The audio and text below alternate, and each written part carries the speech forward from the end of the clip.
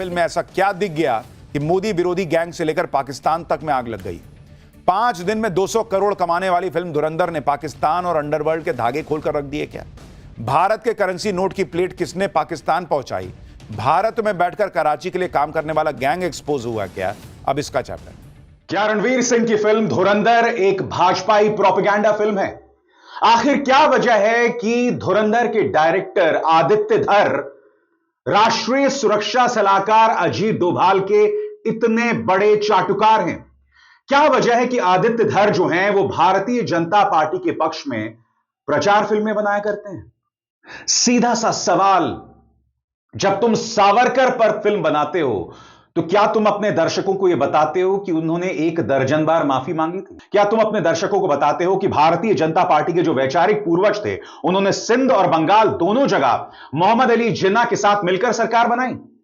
क्या तुम अपने दर्शकों को बताते हो कि सावरकर ने भारत छोड़ो आंदोलन का विरोध किया था? क्या तुम अपने दर्शकों को बताते हो कि भारतीय जनता पार्टी के वैचारिक पूर्वज मोहम्मद अली जिन्ना के साथ खड़े थे भारत छोड़ो आंदोलन का विरोध करने? क्या तुम अपने दर्शकों को बताते हो कि सावरकर ने धुरंधर ने मोदी विरोधी गैंग से लेकर पाकिस्तान तक में आग क्यों लगा दी है? बहुत दिनों बाद ऐसी फिल्म आई है जिसको लेकर इतनी चर्चा हो रही है। पाकिस्तान तक में आग लगी हुई है। बहुत दिनों बाद ऐसी फिल्म आई है जो जबरदस्त कमाई कर रही है और जो फिक्शन और सच्ची घटनाओं का शानदार मिक्सचर। फिल्म के किरदार भी रियल लाइफ किरदारों पर काफी हद तक आधारित है। धुरंधर के मेकर्स ने ज्यादा प्रमोशन नहीं किया था, लेकिन इसी बात की हर तरफ चर्चा हो रही है और यही अब मोदी विरोधी इकोसिस्टम को अच्छा नहीं लग रहा कि भाई फिल्म इतना कमा क्यों रहा है, इतने लोग देख क्यों ले रहे हैं इसको। फिल्म में कुछ ऐसी घटनाएं दिखाई गई हैं जिससे पहले की सरकारों के काम पर सवाल उठ रहे हैं। फिल्म में नकली नोट का मुद्दा दिखाया गया है। पाकिस्तान कैसे भारत के नकली नोट बनाता है, कैसे पाकिस्तान तक भारत की करेंसी प्लेट पहुंचती है, कैसे मुंबई अटैक के बाद सरकार ने कुछ नहीं किया। फिल्म देखने के बाद लोग अब इस सब की चर्चा कर रहे हैं और इसीलिए कुछ लोग सुलग रहे हैं। फिल्म धुरंधर की कहानी पाकिस्तान के कराची में बेस्ड है। कराची के लियारी टाउन में गैंगस्टर और गैंग वॉर दिखाया गया है और इसके लिए जो कैरेक्टर गढ़े गए हैं वो असल जिंदगी में भी थे। जैसे अक्षय खन्ना ने फिल्म में रहमान डकैत का रोल प्ले किया है जो असल में था। रहमान डकैत बने अक्षय खन्ना की सोशल मीडिया पर जमकर तारीफ हो रही है। लोग कह रहे हैं कि अक्षय खन्ना एकदम रहमान डकैत की तरह खूंखार और जालिम दिख रहे हैं। आप एक तस्वीर देखिए, इसमें असली रहमान डकैत और अक्षय खन्ना साथ में है। अक्षय खन्ना फिल्म रहमान डकैत की ही तरह दिख रहे हैं फिल्म में। रहमान डकैत कराची के लियारी टाउन का बादशाह था। रहमान डकैत बलोच था और फिल्म में दिखाया गया कि मुंबई अटैक के लिए रहमान डकैत नहीं आईएसआई को हथियार दिए थे। रहमान डकैत जो कराची के लियारी टाउन का बादशाह माना जाता था वो असल जिंदगी में भी बहुत खतरनाक था। उसका पूरा नाम सरदार अब्दुल रहमान बलोच था। रहमान डकैत ने 1990 के दशक में लियारी टाउन में अपना दबदबा बनाना शुरू किया। रहमान डकैत के बारे में कहा जाता है कि उसने अपनी ही मां का कत्ल कर दिया था। इस फिल्म में कई जगहों पर यह भी कहा गया है कि यह नया भारत है, यह घर में घुस के मारता है। अब ये तमाम डायलॉग्स के जरिए आदित्य धर बुरी तरह से फंस गए हैं। सबसे पहली बात, ये जो फिल्म है 2002 से 2009 के बीच में बेस्ड है, ठीक है। इस दौरान किसकी सरकार थी? कुछ देर के लिए वाजपेयी सरकार और अधिकतर समय कांग्रेस की सरकार थी कि नहीं? यानी कि इस दौरान इस ऑपरेशन को अंजाम दिया। तो फिर आदित्य धर इस फिल्म में क्यों कहते हैं कि यह नया भारत है, घर में घुस के मारेगा? और फिल्म में कई जगह पर ये जो अजीत डोभाल का कैरेक्टर है जिसे माधवन ने प्ले किया है, वो कई जगह पे कहते हैं कि भविष्य में ऐसी कोई सरकार आएगी जो हमारी बातों को सुनेगी। मैं आपसे एक सवाल पूछना चाहता हूं, इसके जरिए आदित्य धर भविष्य की किस सरकार की ओर इशारा कर रहे हैं? प्रधानमंत्री नरेंद्र मोदी की सरकार की तरफ। मैं आपसे एक सवाल पूछना चाहता हूं, ऑपरेशन धुरंधर को अंजाम दिया था एक आईबी डायरेक्टर ने जिसका नाम अजय सान्याल है, जो मॉडल किया गया है अजीत डोभाल के कैरेक्टर पर, उनकी शख्सियत पर। तो पहला सवाल, ये जो 2 बड़े आतंकवादी फेलियर्स हुए हैं, IC-814 और दूसरा संसद में हमला, क्या इसके लिए आदित्य धर उस वक्त के जो आईबी डायरेक्टर हैं अजय सान्याल, जो कि सही मायनों में अजीत डोभाल हैं, उन पर दोष क्यों नहीं मढ़ते हैं? आफ्टर ऑल IC-814 का जो हाईजैक था वो एक इंटेलिजेंस फेलियर था। अगर आतंकवादी हमारी संसद में घुस गए तो यह भी एक इंटेलिजेंस फेलियर था। सबसे बड़ी बात, देविंदर सिंह, याद है आपको यह रहस्यमय किरदार?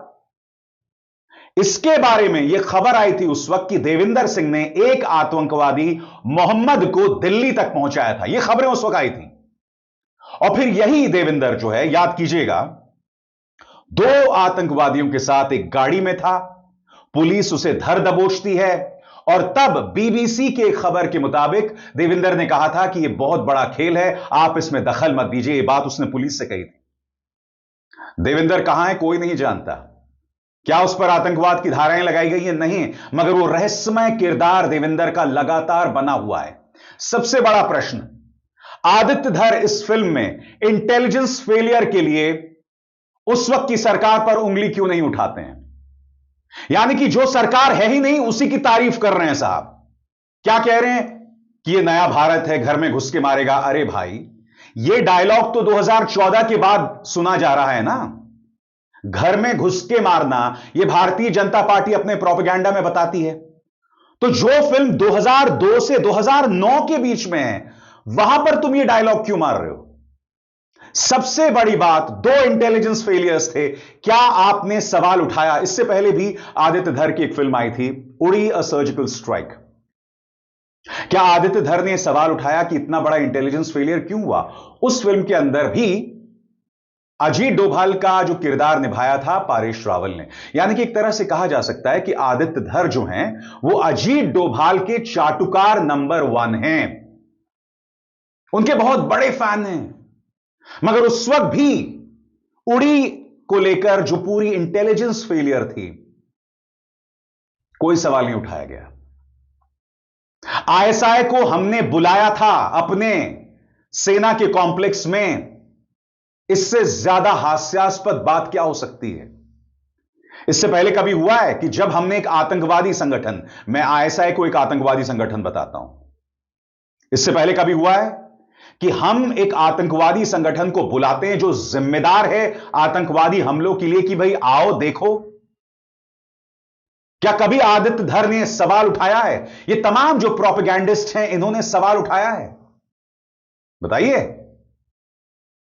इससे ज्यादा हास्यास्पद बात कुछ नहीं हो सकती कि एक फिल्म जो 2002 से 2009 के बीच में है, उसके जरिए आप उस वक्त की सरकार पर निशाना साध रहे हैं, जबकि मेजर मोहित शर्मा जिन पर यह फिल्म बनी है, हालांकि आदित्य धर इससे इनकार करते हैं, मेजर मोहित शर्मा पाकिस्तान में प्रवेश करते हैं एक आतंकवादी के तौर पर, वहां 2 आतंकवादियों को मारते हैं और वापस भारत आ जाते हैं और फिर वो शहीद हो जाते हैं बाद में।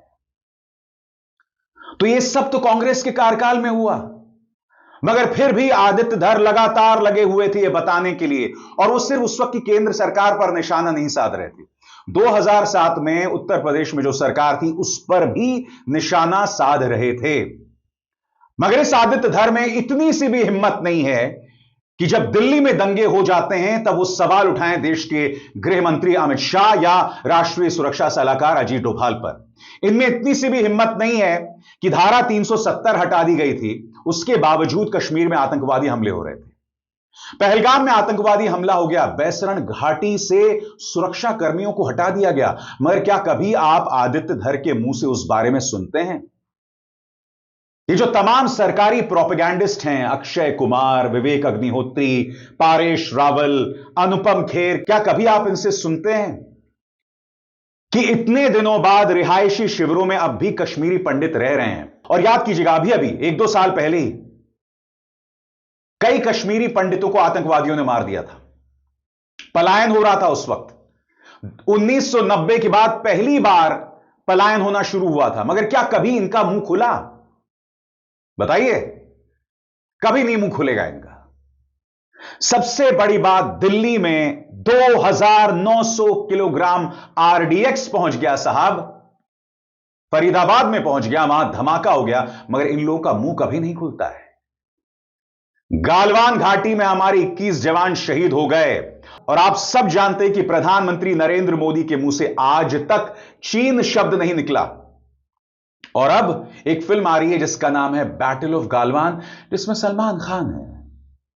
अब जाहिर सी बात है उस फिल्म में कठिन सवाल तो पूछे नहीं जाएंगे, कि भाई क्या वजह है कि चीन ने हमारी जमीन पर कब्जा कर लिया, क्या वजह है कि आज तक हम उन जगहों पर नहीं जा पा रहे हैं जहां पहले हमारे सैनिक और हमारे पत्रकार जा सकते थे।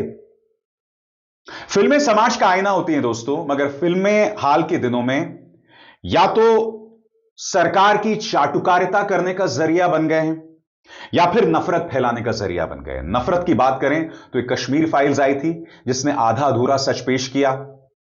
फिर उसके बाद बंगाल के ऊपर विवेक अग्निहोत्री की फिल्म आई थी। फिर आपको याद होगा दोस्तों, केरला स्टोरी आई थी जिसने झूठ कहा था। इन्हें अदालत में जाकर पलटना भी पड़ा था।